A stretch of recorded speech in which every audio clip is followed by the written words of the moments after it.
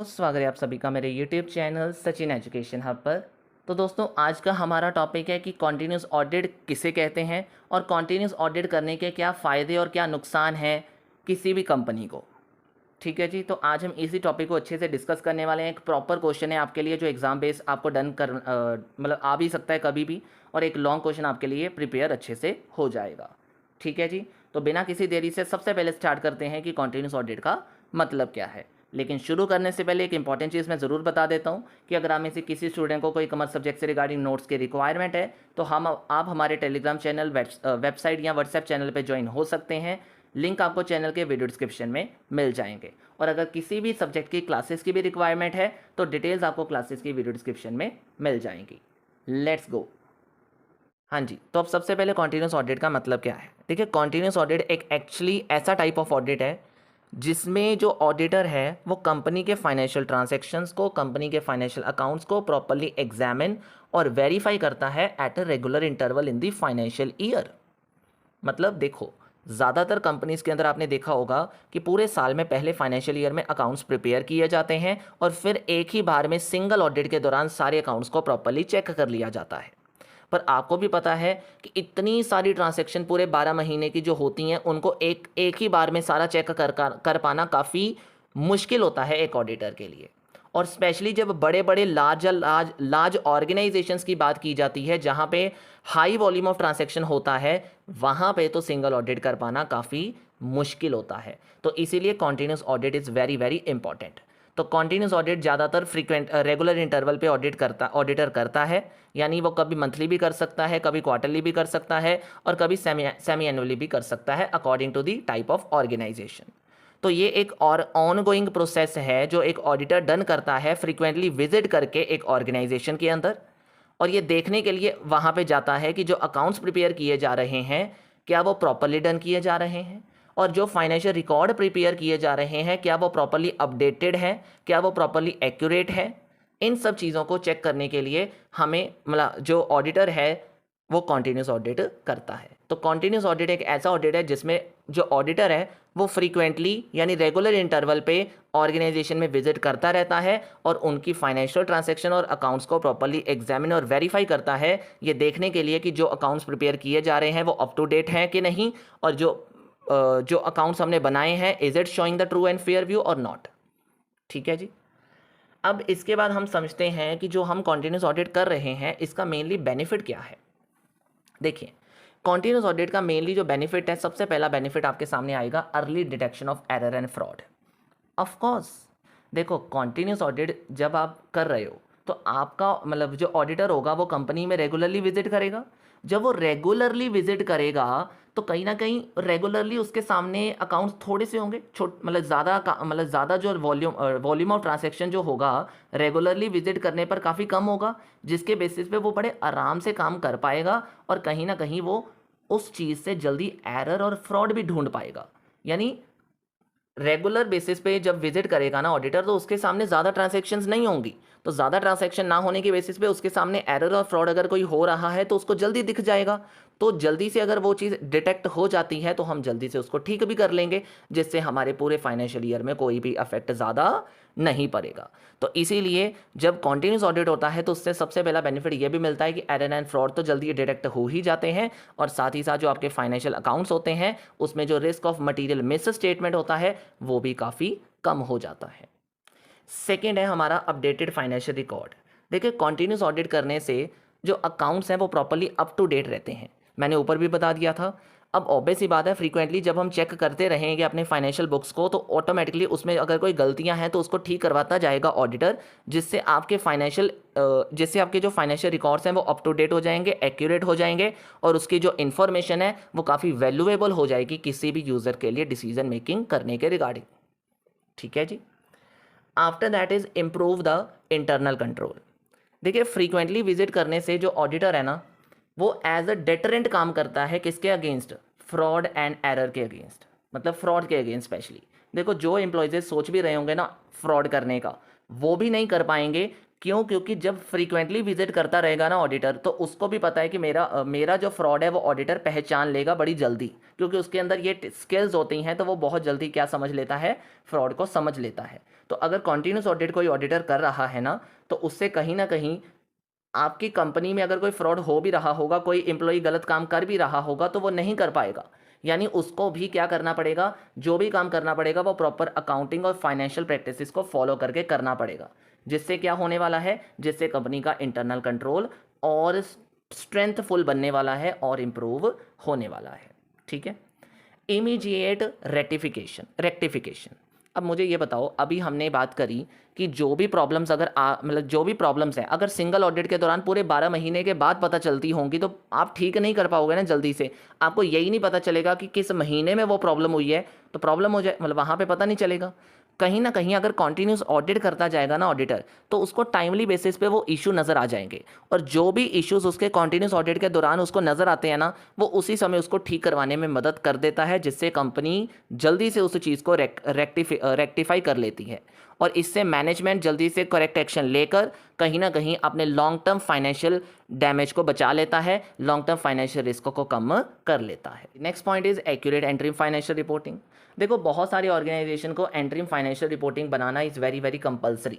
तो इसीलिए जो कॉन्टिन्यूस ऑडिट होता है, जब आप ऑडिट करते जा रहे हो, तो कहीं ना कहीं एंट्रीम फाइनेंशियल रिपोर्ट का मतलब होता है, कहीं interim financial report in simple term ये कह लो कि कहीं ना कहीं आपको कई बार ना पूरे साल में कई बार आपको पूरे साल वेट नहीं करनी होती। मतलब आपको, आपके यूज़र्स को ये होता है कि पूरे साल में यार, साल के बाद पता चलता है कंपनी की क्या पोजीशन है, तो क्यों ना साल के बीच में भी पता चलता जाए कि कंपनी की पोजीशन कैसी है, ताकि वो ठीक ठाक है कि नहीं है, मतलब कंपनी के रिकॉर्ड क्या कह रहे हैं।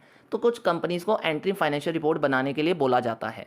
तो एंट्री फाइनेंशियल रिपोर्ट तब बहुत अच्छी बन जाती है जब एक कॉन्टिन्यूस ऑडिट उस कंपनी का किया जाता है, क्योंकि उससे रिपोर्ट्स काफ़ी एक्यूरेट नज़र आती हैं, उससे काफ़ी चीज़ें हमें मतलब उससे काफ़ी एक्चुअल पोजीशन पता चलती है कंपनी की, क्योंकि जब ऑडिटेबल रिपोर्ट उन यूज़र्स के सामने होती है ना, एंट्रीम ऑडिटेबल रिपोर्ट जब उनके सामने होती है, तो इन्वेस्टर्स को काफ़ी एक कह लो मोटिवेशन मिलती है उस कंपनी में पैसा डालने में, क्योंकि उनको लगता है कि जब ऑडिटर ने ये काम चेक कर दिया तो समझो सब कुछ सही ही होने वाला है।